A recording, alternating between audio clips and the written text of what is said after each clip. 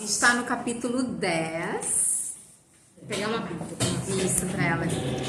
A gente parou no versículo 10. A gente estudou o capítulo 10, versículo 10. Então a gente vai começar no 11 e eu vou ler até o finalzinho ali, ó, até o 21, esse trecho, tá bom? Então vou começar. Eu sou o bom pastor. O bom pastor dá a sua vida pelas ovelhas. O assalariado não é o pastor a quem as ovelhas pertencem. Assim, quando vê que o lobo vem, abandona as ovelhas e foge. Então, o lobo ataca o rebanho e o dispersa. Ele foge porque é assalariado e não se importa com as ovelhas. Eu sou o bom pastor. Conheço as minhas ovelhas e elas me conhecem. Assim como o Pai me conhece e eu conheço o Pai, e dou a minha vida pelas ovelhas. Tenho outras ovelhas que não são deste aprisco. Eu tô agora no 16.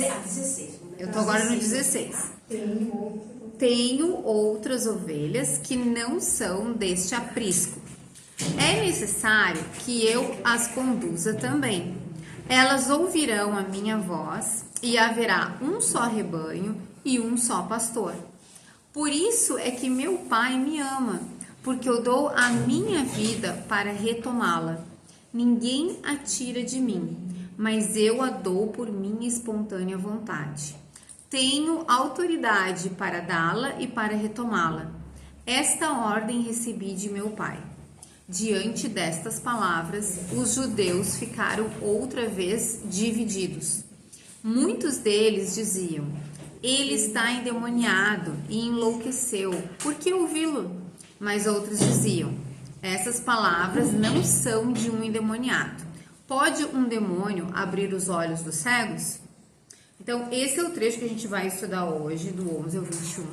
E esse trecho, ele é muito profundo. Então, assim, a gente vai estudar coisas muito profundas, além do nosso entendimento, tá? Que estão escritas aqui. A gente vai ir até onde a nossa mente alcança, certo? Mas, realmente, o que está descrito aqui vai muito além do que a gente consegue entender, porque fala do relacionamento dentro da Trindade, entre o Filho e o Pai. Mas, voltando para o nosso versículo 11, o versículo 11 começa assim: eu sou o bom pastor. E aqui volta de novo para aqueles eu sou, que a gente tem visto no livro de João. Esse é o quarto eu sou no livro de João, certo? Na semana passada a gente viu o terceiro eu sou. Lembram qual era o terceiro eu sou? Eu sou a porta. Muito bem. Então na semana passada a gente viu ali, ó, versículo 7, 3 versículos antes deste, 4 versículos antes desse, né? Do 11, diz assim: eu sou a porta. Então, o eu sou é o nome de Deus, é o nome que Deus revelou para Moisés, lembram? Lá, quando ele estava no deserto. E Deus revelou para ele o nome dele. Disse assim: eu sou o que sou, tá? Em hebraico é aquele som que é parecido com isso, Yahweh. Então, quando a gente fala Yahweh, em português, é o som que era parecido com o que se falava lá no hebraico, tá? Mas a tradução de Yahweh, se a gente fosse traduzir do hebraico para o português, significa eu sou. Então, cada vez que Jesus usa esse nome, eu sou a luz, eu sou o pão, eu sou a porta, eu sou o bom pastor, ele está dizendo que ele é Deus. Ele está clamando que ele é divino, ele está usando o nome de Deus e explicando em que sentido, as formas diferentes, como Deus se manifesta para nós. Então aqui ele está dizendo: eu sou o bom pastor.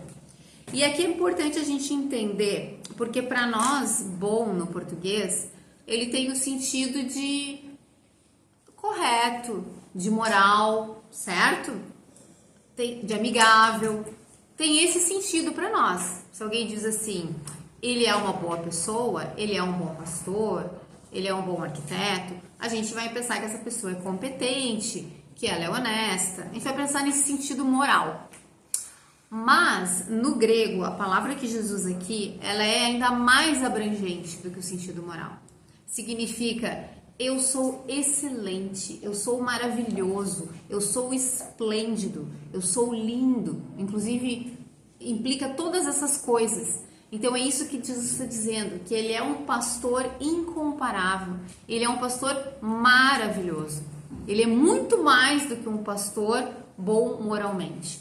Ele é amável, ele é lindo, ele é atraente, ele é maravilhoso, ele é excelente. Ele excede tudo que a gente pode imaginar. É essa palavra que Jesus está usando no grego para definir quem ele é. Então ele está dizendo, eu sou o bom pastor. Então eu sou o pastor maravilhoso, a gente pode dizer assim. O bom pastor dá a sua vida pelas ovelhas. E aqui de novo a gente viu na aula passada o quanto eles entendiam sobre essa metáfora, essa comparação que Jesus fez entre ovelhas, pastor, povo de Deus e Deus. Porque Deus sempre se comunicou com eles no Antigo Testamento, se autodenominou como pastor, o pastor de Israel. E Israel sendo as ovelhas de Deus, o seu rebanho. Então, e eles estão acostumados com isso, porque na terra de Israel tinham muitos pastores. A gente até viu a questão da geografia, que ali era difícil, né, fazer agricultura. Então, era muito mais fácil usar aquelas terras para pastorear ovelhas. Então, tinham muitos pastores. E os principais líderes de Israel, eles foram pastores, a começar por Abraão, por Isaac, por Jacó. Mesmo Moisés foi pastor, tá? O rei Davi foi pastor. A gente tem outros profetas que foram pastores. Então, tudo isso era muito familiar para eles entenderem. E quando ele fala o bom pastor dá a sua vida pelas ovelhas, não sei vocês, mas para mim parece meio radical, né? Eu não entendo muito de agropecuária, não tenho essa noção de que possa existir pastores que cuidem de ovelhas, que estejam dispostos a morrer por uma ovelha, tá? Mas o que a gente sabe do Antigo Testamento? Quem aqui já viu algum filme ou já leu sobre o rei Davi? Só levanta a mão para eu saber, tá? Eu não sei se vocês lembram, mas o rei Davi, quando ele foi se oferecer para lutar lá contra o gigante, né, o Golias, lembram? Ele era um rapazinho. E daí ele argumentou que ele já tinha matado 2 feras. Quem é que lembra quais eram essas feras? Feras, né? Animais. Protegendo as ovelhas dele. Quem é que lembra? Leão e urso. Pode falar bem alto. Leão e um urso. Ele disse, eu já matei um leão e eu já matei um urso. Tá? Então, claro, não era aquele leão lá da África, eram os leões da montanha. Ali, você sabe que tem vários tipos de leões, né? Mas eram os leões daquela região que atacaram as ovelhas dele e ele teve que ir para cima do leão, porque senão o leão ia comer as ovelhas dele. Então a gente tem esse grande exemplo na escritura de que o rei Davi, quando era pastor, ele amava tanto as ovelhas dele que ele estava disposto a lutar contra um leão para proteger as ovelhas dele. E ele lutou também contra um urso para proteger as ovelhas. Então a gente tem alguns relatos que pastores às vezes se juntavam para proteger as ovelhas contra um leão, por exemplo. Daí vários, né? Mas no caso ali, pelo que a gente sabe de rei Davi, ele provavelmente estava sozinho, ele teve que fazer isso sozinho. Então Davi é um exemplo de um bom pastor. É um pastor que dá a vida pelas ovelhas. O pastor, a gente já tinha estudado isso na aula passada, mas eu vou relembrar para vocês. O pastor, ele tinha um cuidado bem próximo das ovelhas. Lembra que a gente viu na aula passada que o pastor conhece o nome das ovelhas? Que ele chama as ovelhas pelo nome? Então, assim, não é um monte de ovelha lá, um rebanho que ele trata de qualquer jeito. Não, ele conhece cada uma, ele conhece as particularidades. Ele sabe quem é aquela que foge mais, quem é aquela que ele tem que dar mais de olho. Eu tô falando isso, eu imagino. Mas ele conhece pessoalmente cada uma, ele cuida de cada uma. Esse é o bom pastor. E pelo que a gente viu na aula passada, né, os pastores, eles cuidavam das suas próprias ovelhas. Então, assim, não era um grande agropecuarista, tinha um monte de ovelhas, né? Ele tinha o seu pequeno rebanho. Jesus até se refere aos discípulos como pequeno rebanho. tá? Que ele estava cuidando. Então é a mesma coisa. Então esses pastores, eles tinham um contato muito pessoal com as ovelhas. Eles gostavam das ovelhas, eles passavam grande parte da sua vida cuidando das ovelhas. E eles estavam dispostos a morrer pela sua ovelha, esse bom pastor, ok? Eu lembrei de uma cena que eu vi há algum tempo atrás, de uma mulher, eu acho que vinha com um cachorrinho dela e vinha caminhando assim pela rua, passeando no cachorro, e vinha um pitbull também com uma outra pessoa, né, cuidando. Mas o pitbull se invocou com o cachorrinho dela e se botou no cachorrinho dela. Ela poderia ter fugido, né? Pessoal, esse pitbull ainda vai me pegar. Mas não, ela lutou com o pitbull para salvar o cachorrinho dela. Por quê? Porque aquele cachorrinho era muito especial para ela. Então a gente pode fazer essa comparação também. O bom pastor, ele dá a vida pelas ovelhas, tá? Ele se preocupa com elas. Bom, daí a gente vai para o versículo 12.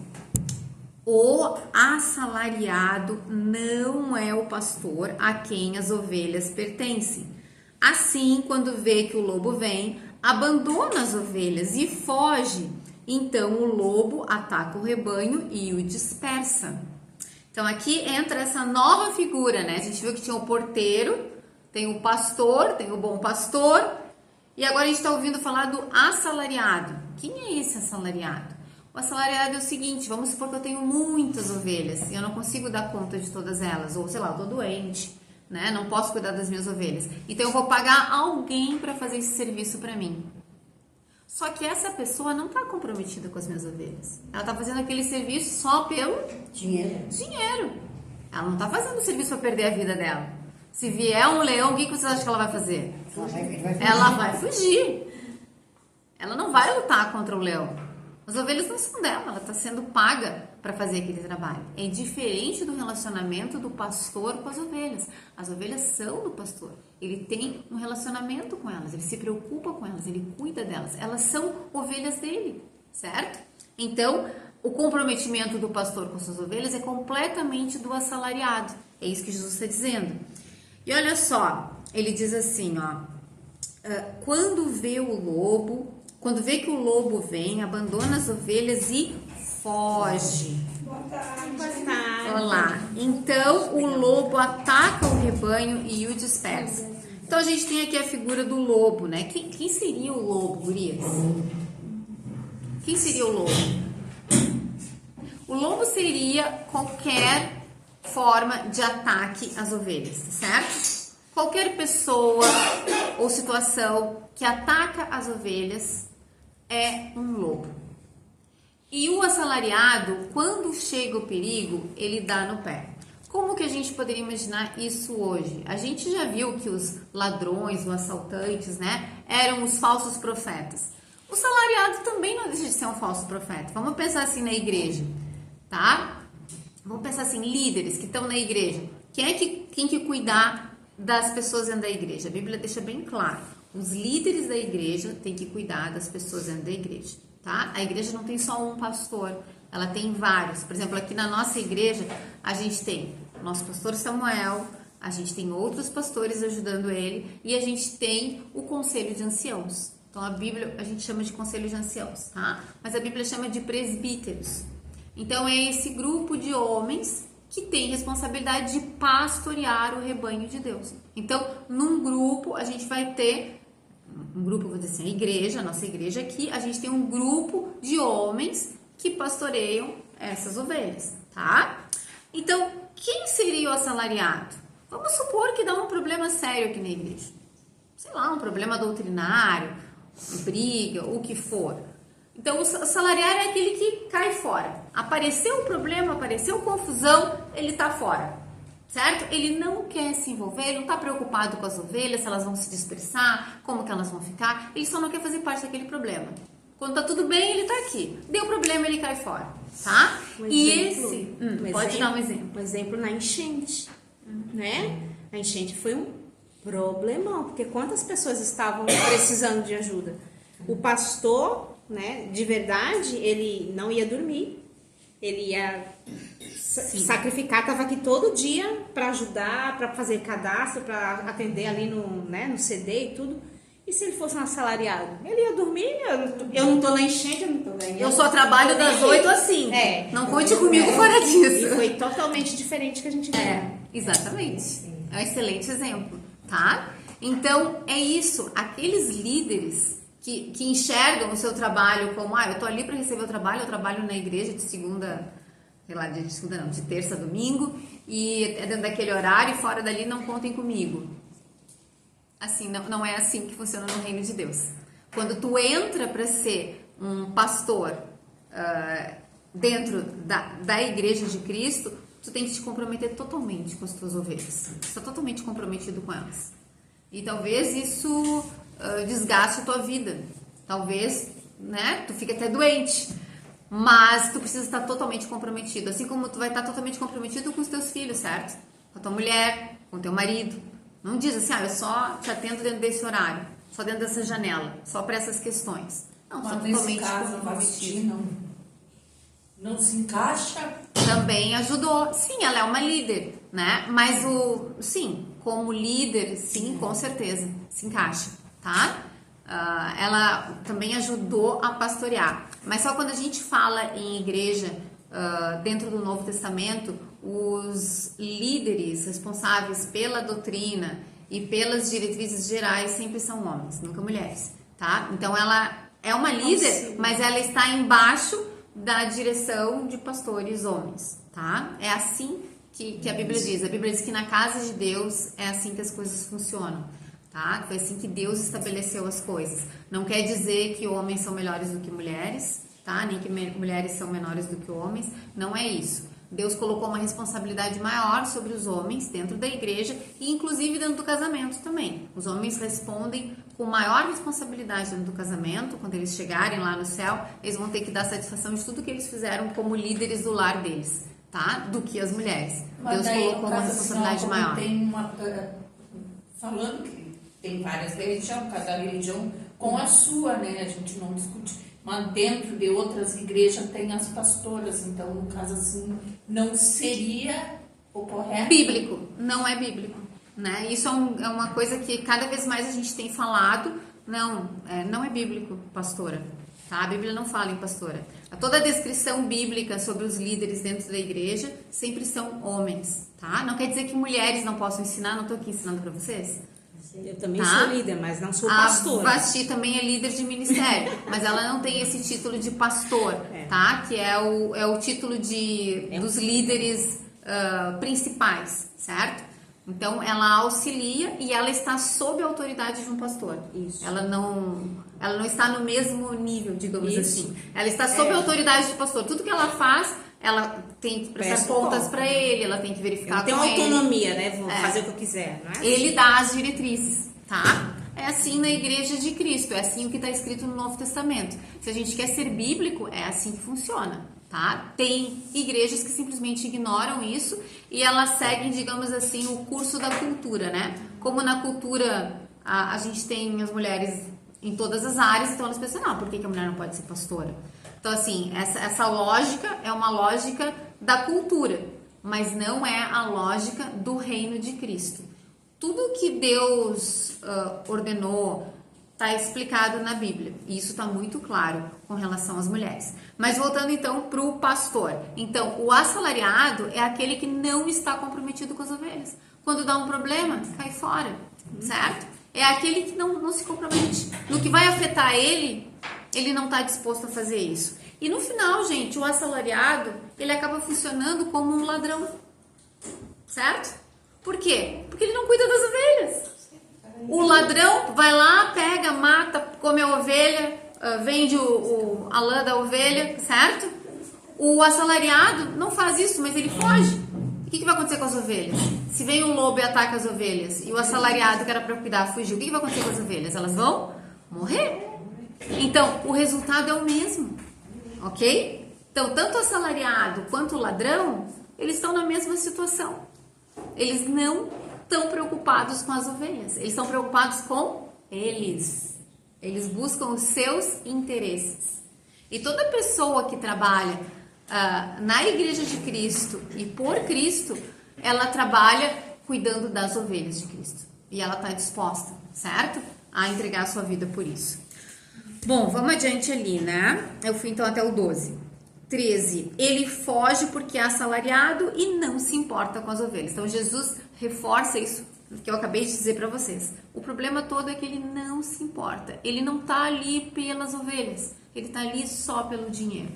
Ok? E, infelizmente, existem muitos pastores assim. Existem muitos líderes assim, tá? 14. De novo, Jesus repete. Eu sou o bom pastor. Conheço as minhas ovelhas e elas me conhecem. Assim como o Pai me conhece e eu conheço o Pai. E dou a minha vida pelas ovelhas. Esse versículo 14 e 15 aqui, ele deixa muito claro o amor que Jesus tem por nós. Essa palavra, conheço as minhas ovelhas, é muito mais do que saber o nosso nome, do que saber quem nós somos. O conheço na Bíblia, ele tem o sentido de conhecer intimamente. Ele tem o sentido de ter um relacionamento íntimo com a pessoa. Porque assim, Jesus é Deus. Ele sabe tudo. Ele conhece as ovelhas dele e conhece as falsas ovelhas, certo? Conhece os bodes, como a Bíblia diz. Ele conhece todo mundo. Mas quando ele usa a palavra conheço aqui na Bíblia, essa palavra muitas vezes é usada para indicar um relacionamento íntimo. Então Jesus está dizendo que ele tem um relacionamento íntimo com as suas ovelhas. E isso significa amor. Ele ama. E daí ele dá um exemplo paralelo. Ó, 15. Assim como o Pai me conhece. Ele está dando o mesmo exemplo. Ou seja, eu conheço, eu tenho um relacionamento íntimo com as minhas ovelhas. Assim como o Pai tem um relacionamento íntimo comigo. Olha que coisa magnífica e que coisa profunda o que Jesus está dizendo. Ele está falando do relacionamento que ele tem com as ovelhas dele. Então, quando eu sou um verdadeiro cristão, eu digo, eu tenho um relacionamento íntimo com Jesus. E eu pergunto para cada um de vocês, não precisam responder, mas pensem, eu tenho um relacionamento íntimo com Jesus? Eu conheço Jesus verdadeiramente? Ou é uma coisa superficial? Então, essa é a pergunta que a gente tem que fazer. Se a gente ainda não conhece Jesus, a gente precisa dizer para Jesus, Jesus, eu quero te conhecer. Eu estou disposta a te conhecer. Eu quero ter um relacionamento íntimo contigo. Por favor, Jesus. Então, seguindo aqui. E daí ele diz de novo ali, ó. E dou a minha vida pelas ovelhas. E aqui Jesus já começa a falar do que vai acontecer lá na cruz. Isso aqui é mais ou menos 6 meses antes da cruz. Então aqui Jesus já está falando, já está dando a dica do que vai acontecer com ele. Ele vai dar a vida dele pelas ovelhas. Jesus, ele morre na cruz por todos aqueles que um dia vão crer nele. É por estes que ele morre na cruz. É pelas ovelhas dele, tá? Olha o 16. Tenho outras ovelhas que não são deste aprisco. A gente viu esse nome na semana passada, né? Aprisco era o lugar onde eles guardavam as ovelhas. Que a gente viu que aqui no Rio Grande do Sul é curral, né? O nome que o pessoal mais usa, o galpão, tá? E daí ele tá dizendo assim, tenho outras ovelhas que não são deste aprisco. Do que Jesus está falando? Ele está falando de Israel e do resto do mundo. É disso que Jesus está falando. Jesus, ele veio para Israel. O ministério de Jesus foi todo em Israel. Tanto que uma mulher lá uma hora pediu para ele fazer um milagre, ele disse assim, não é certo. Primeiro eu tenho que atender os de Israel, porque eu vim para esses. E daí a mulher clama lá para Jesus, assim, mas até os cachorrinhos comem as migalhas do que sobra, né? Então Jesus disse, você tem uma grande fé, eu vou te atender, certo? Mas Jesus, ele veio com um ministério específico para Israel. O Messias veio para Israel, mas os seus o rejeitaram, infelizmente. Muito triste isso. Israel rejeitou Jesus, por isso que ele acabou sendo morto na cruz. Então ele está dizendo que ele tem ovelhas, mesmo Israel rejeitando ele, teve alguns que creram nele. Então eu sempre cito isso, né? A gente sabe que ele teve um ministério na Galileia, ele teve um ministério ali na Judéia, em Jerusalém, e a gente vê depois que ele ressuscita, a gente vê mais ou menos 500 discípulos que encontram ele lá no monte na Galileia, e a gente vê numa outra ocasião em Jerusalém 120 discípulos orando quando acontece o Pentecostes, quando o Espírito Santo desce. Então a gente poderia dizer assim, menos de 1000 ovelhas Jesus tinha. Apesar de ter passado 3 anos curando todo mundo em Israel, não sei quantos habitantes tinha em Israel, e fora aqueles que vinham para as festas de outros países, né, que eram judeus que vinham de outros países, mas no final, muito pouco, um pequeno rebanho, poucas ovelhas. Então Jesus, ele chamou essas ovelhas deste aprisco. Que aprisco era esse? De Israel. Essas ovelhas, elas saíram do, a gente pode dizer, Israel, judaísmo, certo? Porque era judaísmo a religião deles. Jesus, ele chamou essas ovelhas para fora do judaísmo. E elas passaram a ser cristãs, ovelhas cristãs. Esses são os primeiros cristãos. E daí a gente tem logo depois, lá no livro de Atos, depois do Pentecostes, a gente vê que Deus vai acrescentando mais e mais pessoas, e a igreja vai crescendo, e a igreja vai se expandindo, até que vem uma perseguição, e a igreja se espalha por todo mundo. Tá? Então, esse momento da perseguição, quando a igreja começa a se espalhar por todo mundo, é nesse momento que Jesus está chamando as ovelhas dele de outro aprisco. Então, é como se Jesus estivesse dizendo assim, existem 2 apriscos, ou 2 currais, vamos usar aqui, né? Um é o aprisco de Israel, do judaísmo, que eu estou chamando as minhas ovelhas. Ele veio para esse ministério, ele chamou essas ovelhas. Mas depois que ele morre, depois que ele viu o Espírito Santo, então ele dá poder para que os seus discípulos possam pregar o evangelho por todo mundo. E essas são as outras ovelhas de Jesus, do outro aprisco, que é o aprisco das nações. Então a gente pode dizer assim, judaísmo ou Israel e outras nações, judaísmo e pagãos, tá? Então, Jesus, ele chamou ovelhas de todas as religiões, de todas as crenças, para serem o quê? Cristãos. E é isso que ele fala ali, ó, continuando ali. Vou ler de novo, 16. Tenho outras ovelhas que não são deste aprisco. É necessário que eu as conduza também. Elas ouvirão a minha voz e haverá. Vocês percebem os verbos? Eles estão no futuro. Elas ouvirão, ou seja, elas ainda não ouviram. E Jesus está se referindo a quem?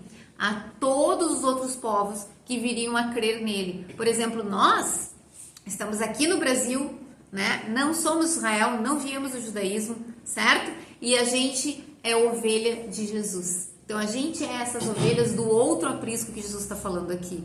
A gente ouviu depois de Jesus ter morrido, depois de Jesus ter ressuscitado.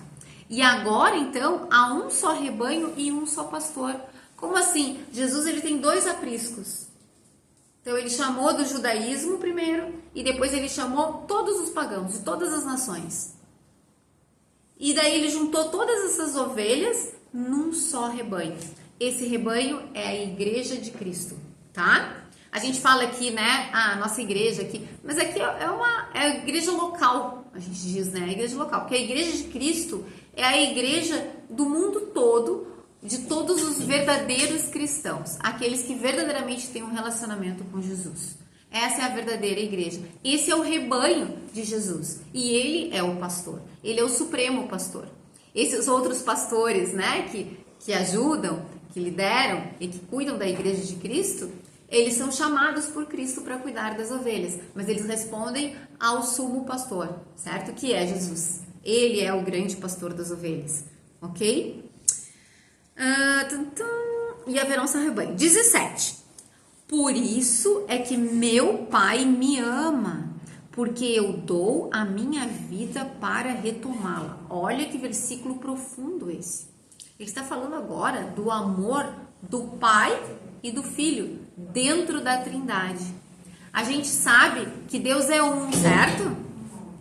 Em 3 pessoas. Quais são as pessoas da Trindade? Deus Pai, Deus Filho, Deus Espírito Santo.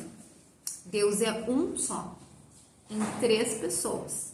As 3 pessoas são distintas umas das outras.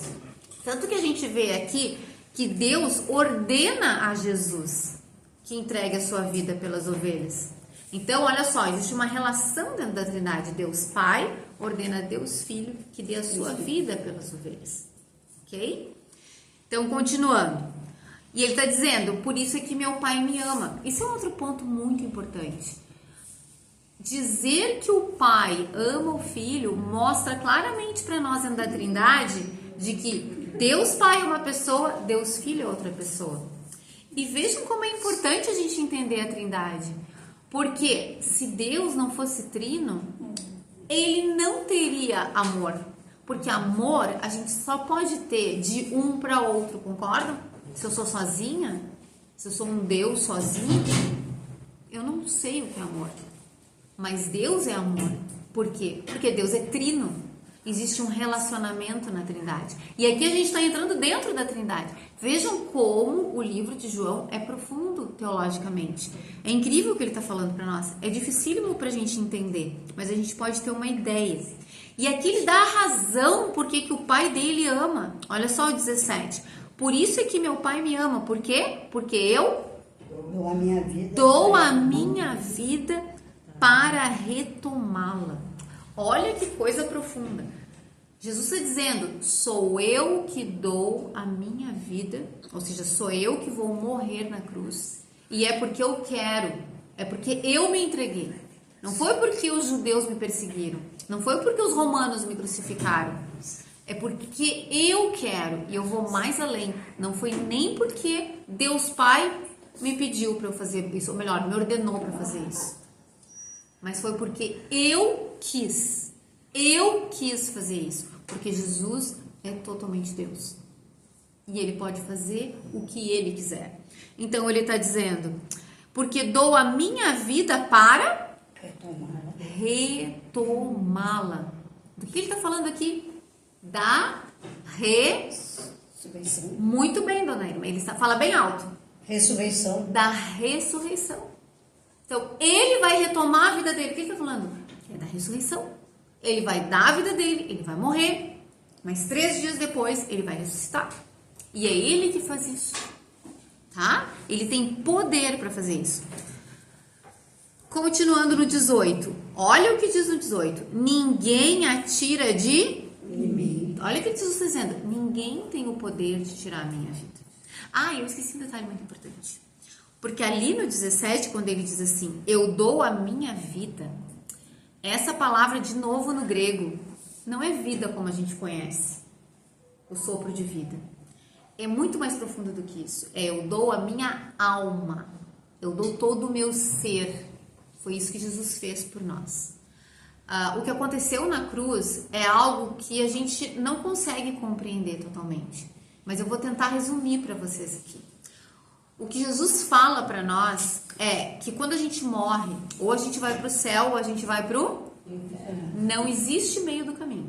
Ou tu vai para o céu, ou tu vai para o inferno. E o inferno, eu pergunto para vocês, o inferno tem fim? Eu fico lá, se eu for para o inferno, eu vou ficar lá 10 anos, 50 anos, vamos dizer assim, a minha vida, o tempo que eu vivi, 80 anos, 90 anos, ou vai ser eterno o inferno? Muito bem, Terezinha. A Bíblia diz, Jesus ensina que o inferno é eterno. É sofrimento eterno. Quando Jesus morre na cruz, ele recebe esse castigo. Ou seja, ele recebe a punição eterna sobre ele, sobre a alma dele, tá? Então, isso que acontece com Jesus é algo que só ele poderia fazer isso por nós na cruz. Porque só Jesus é infinito. Só ele poderia sofrer, imagina assim, é como se ele recebesse toda a eternidade da nossa punição naquele momento ali da cruz, mas de todas nós e de todas as pessoas que já existiram e das que ainda vão crer nele no futuro. Ele recebeu toda essa ira de Deus, toda essa punição de Deus naquele momento. É isso que ele está falando. Eu dou a minha alma. Ele recebeu toda essa ira eterna. Só ele poderia fazer isso, certo? Ninguém mais poderia fazer isso. Glória a Deus porque Jesus fez isso e porque ele quis. Então no 18, ninguém a tira de mim, ou seja, ninguém tira a minha vida de mim, mas eu a dou por minha espontânea vontade. Ele deu a vida dele porque ele quis. Glória a Deus por isso. tenho autoridade para dá-la e para Retomá-la de novo.